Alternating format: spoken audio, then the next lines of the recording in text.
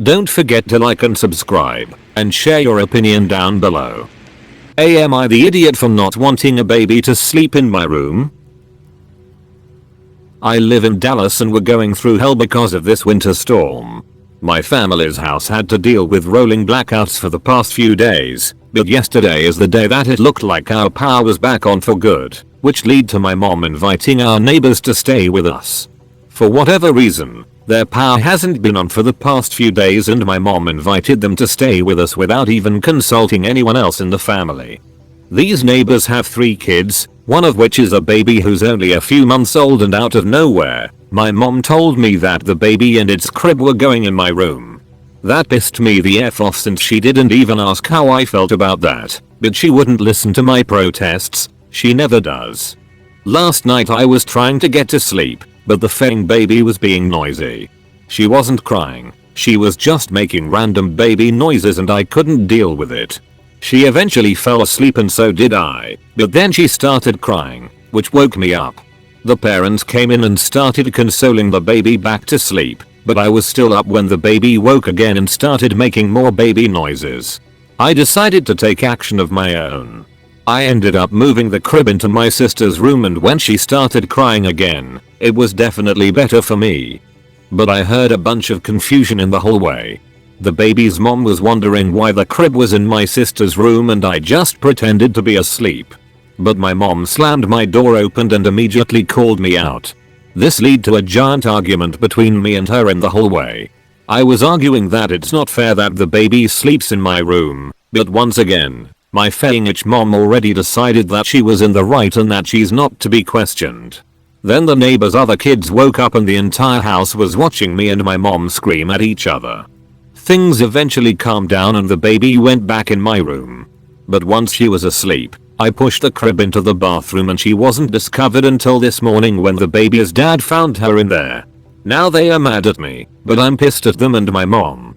My mom keeps calling me a brat and the neighbors have already scolded me for what I did, so I retorted by calling them crappy parents who want to pawn their baby off to me instead of taking care of her themselves. Now my mom is blaming me for the current tension in the house.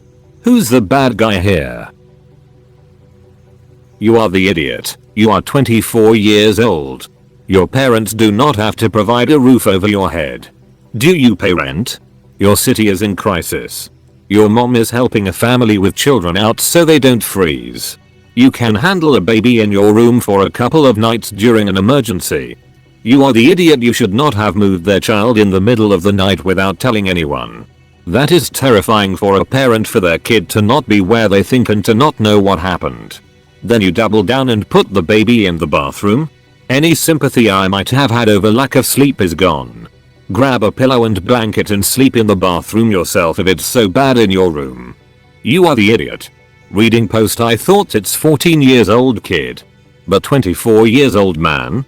Mom should point you to the doors in morning for your behavior. You repeatedly endangered baby.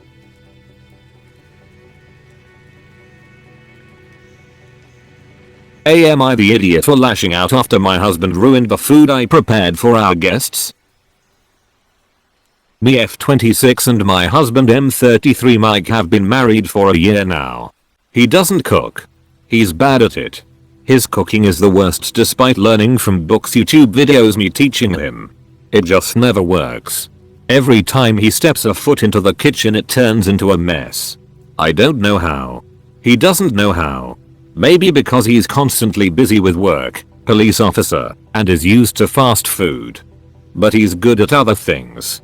So we've agreed that I handle cooking. He handles chores. Everything was going well. However, recently he's been getting involved in my cooking.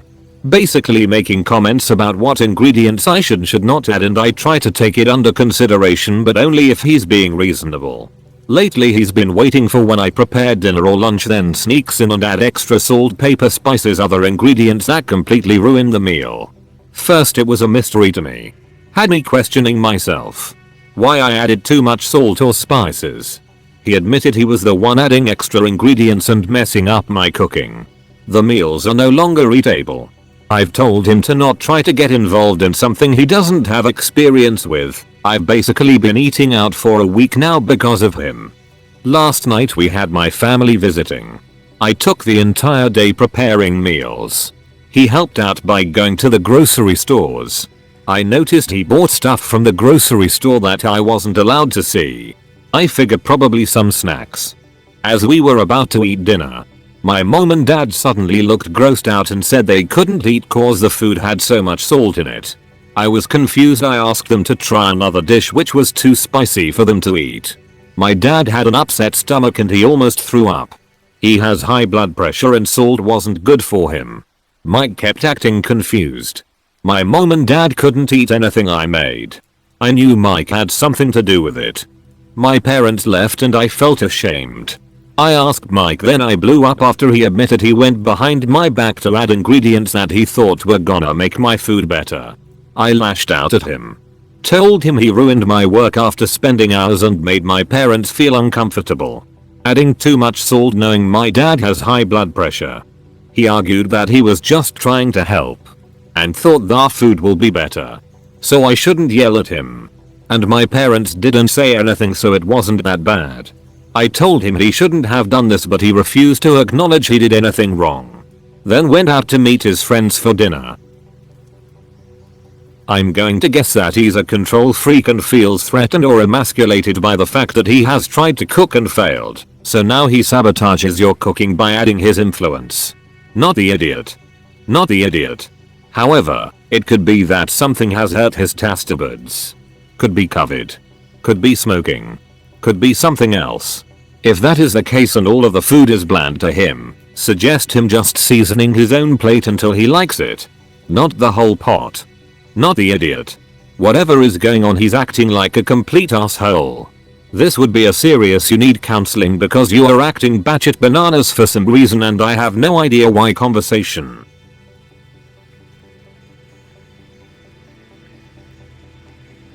Am I the idiot selling my daughter's car and putting the money towards her best friend's education? My daughter Sarah was suffering from a chronic condition. She suffered a lot of and missed out on a lot of things. As her only parent, her dad's deceased. I had to work hard to ensure she was happy and as much healthy as possible. She had only best friend that she always called her sister. She was with her during middle school. Quickly became close and Sarah's friend was constantly there. In the good and in the bad. She did Sarah's homework. Cleaned her room for her. Even cooked for us when we got from the hospital in the evening. I knew Sarah's friend was the sister she needed. They have a lot of pictures together.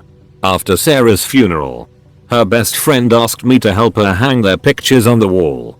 It got to me because although it was hard, but it brought me joy.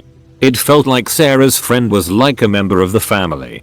Sarah was 17 when she passed away. Last month would have been her 18th birthday. No one showed up. Although I got on the phone with my brother and we both cried. Sarah's friend made a cake and brought a photo album she made herself. It was simple but it was wholesome. I just sold the car I was planning on gifting to Sarah on her 18th birthday. And I contacted Sarah's friend's parents and gave them the $8,000 as my contribution towards her education. They were thankful for it and very appreciative. Yesterday my brother mentioned not seeing the car. I told him that I sold it and what I did with the money, and he started throwing a tantrum saying I shouldn't have done it and said that I'm not thinking rationally and acting out of emotions because he thought that the car was going to my younger brother who walks 30 minutes to university and work every day. He said I should have thought of my brother and that he was struggling. We got into an argument and I couldn't do it anymore. My mother agreed that I shouldn't have done it and that my brother was right. I felt bad and I couldn't talk to him after this argument.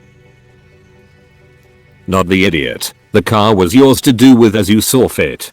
I admire your generosity towards your daughter's friend. It will be a way to remember Sarah in her life. Your brothers had no right to assume the car would be given to one of them. Not the idiot.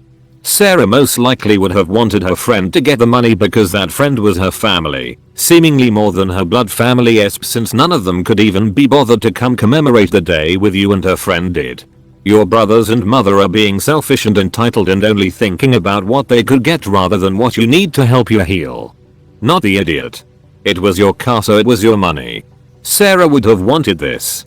You did the right thing and it was an amazing thing to do in her memory. I'm so sorry for your loss.